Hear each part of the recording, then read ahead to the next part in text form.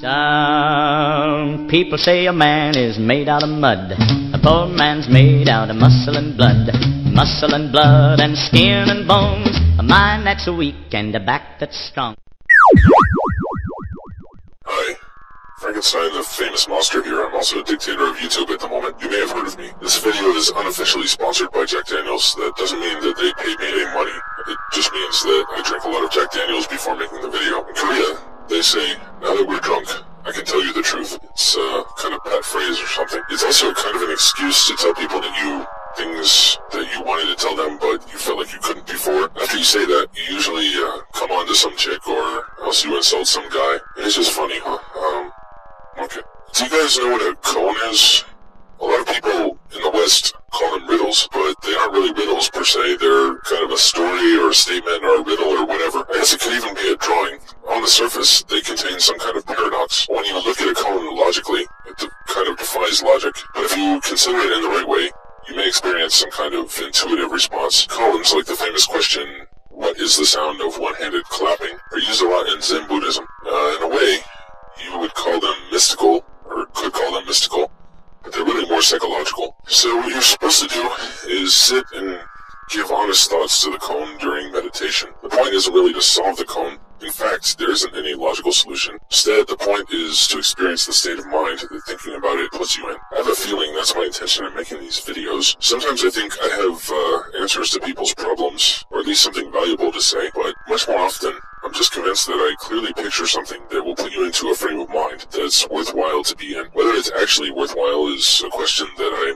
have to leave to you. I think a lot about manipulation and the tactics involved in manipulating other people. I should. I'm kind of a manipulator by nature. I manipulate people and I'm pretty good at it. I couldn't begin to tell you how many people think of me as the one person that really understands them, or their one true love, or whatever. It's just insane, really. The reason isn't anything inherent to me, it's all tactics. Sometimes they're consciously employed and sometimes they're unconsciously employed. I know the gut response to that is something like, hey, that's messed up, or else don't manipulate me, or whatever. That's kind of a fallacy in my opinion. You can't really escape from manipulating people, and you can't really escape from being manipulated. For example, I thought for a moment about discarding the spiral that you see twirling around behind me, turning off the hypnotic sounds playing in the background, talking to you guys from a different location for once. Funny thing is that if I did that, I'd actually just be employing a different psychological tactic to manipulate you. It even has a name. They call it the change of scenery approach. You employ it whenever you want a target to believe that you've stopped manipulating them and have instead switched to merely having an ordinary conversation.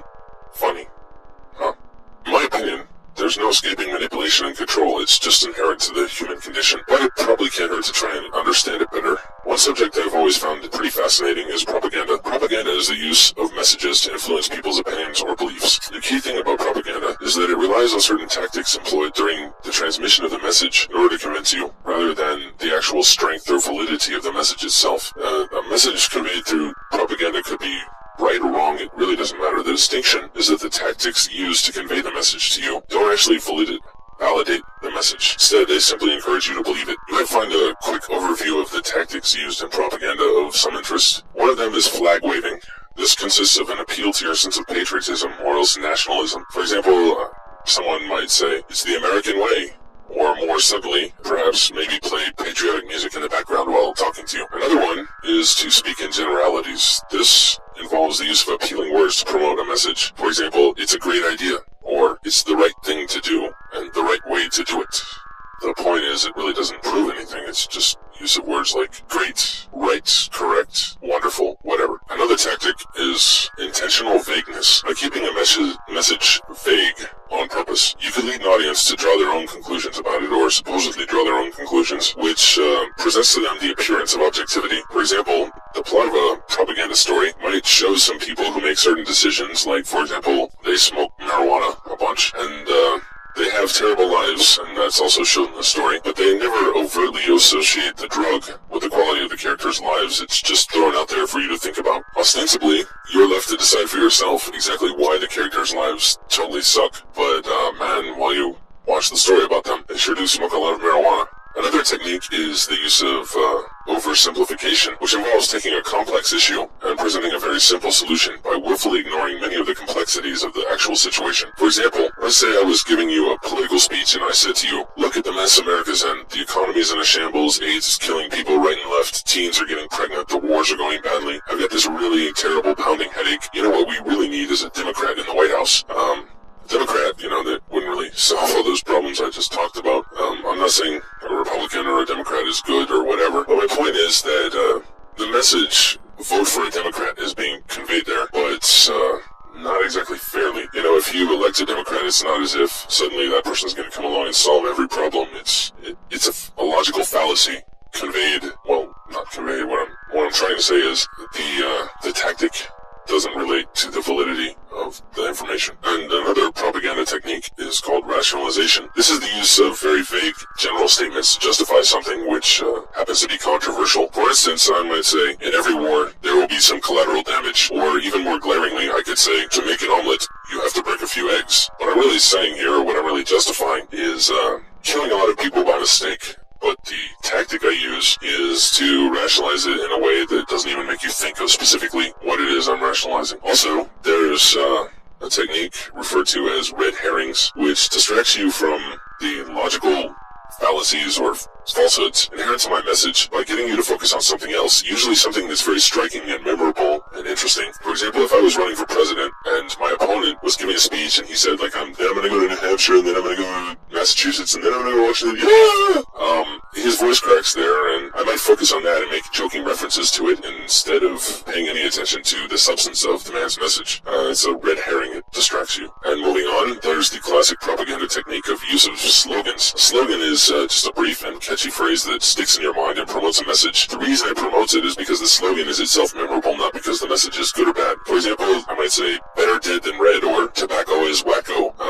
Actually, those tobacco is wacko ads kind of annoy me because they tack on, if you're a teen, and they've got all these use of color that's all neutral and vague. It's like obligatory propaganda that the tobacco industry was forced to make, but they don't really believe it, so they try to dilute their message. It's crazy. Another classic propaganda technique is the use of stereotyping. I think pretty much everyone watching this video knows what a stereotype is. By portraying people in a stereotypical manner, you can imply things to your audience. For example, if you have film footage that you've got to edit and it involves an American crowd, you could deliberately focus on the fat people in the crowd, and that way you would cater to the stereotype that all Americans are fat. If it was a crowd of protesters and they were screaming and yelling like protesters do about some cause, and you focused on the fat ones and you presented it to the right audience, like say an audience of, I don't know, Iranians, for example, then it would meet their expectations and they might discard the validity of the protesters' message simply because they saw a bunch of fat Americans. Another one, and this is kind of funny, is, let's call it testimonials. This is when some kind of authority or celebrity endorses a message. For instance, you might have the famous Frankenstein come up and say, Frankenstein hates propaganda. Actually, whether I like propaganda or whether I hate it is completely irrelevant to its value or lack of value. It's, you just see Frankenstein saying something and you think, whoa, Frankenstein hates propaganda, I should hate propaganda too. I don't know. I always believe everything Frankenstein says. Actually, I'm hardly scratching the surface of the subject of propaganda here, but that's kind of how my videos have to be at least considered individually because of the inherent limitations to the medium and the need to keep things short. If you'd like to know more about propaganda, then a good place to start would be Wikipedia's article on the subject, which I found to be rather comprehensive. After that, I'd also recommend taking a look at the emerging field of memetics, and specifically what they refer to as memetic engineering. You can also find various resources online on the subject of what the military calls psychological operations or psyops, and those will steer you in the right direction. Finally, a look at the fields of advertising and public relations could also shed some light on the subject for you. Propaganda is really a kind of funny thing. The word has a lot of negative connotations, so we tend to avoid using it. But if you look around you, you'll see that propaganda is almost everywhere, and it's not always a bad thing. For instance, safety first. The catchphrase safety first is technically propaganda, but the intention of helping you to avoid having an accident and getting yourself killed or losing your hand or whatever, it's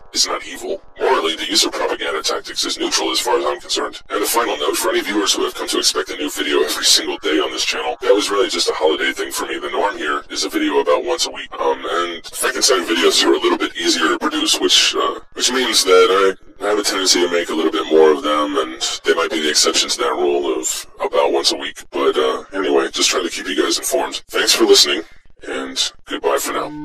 If you see me coming, better step aside. A lot of men didn't, a lot of men died. One fist of iron, the other of steel. If the right one don't get you, then the left one will.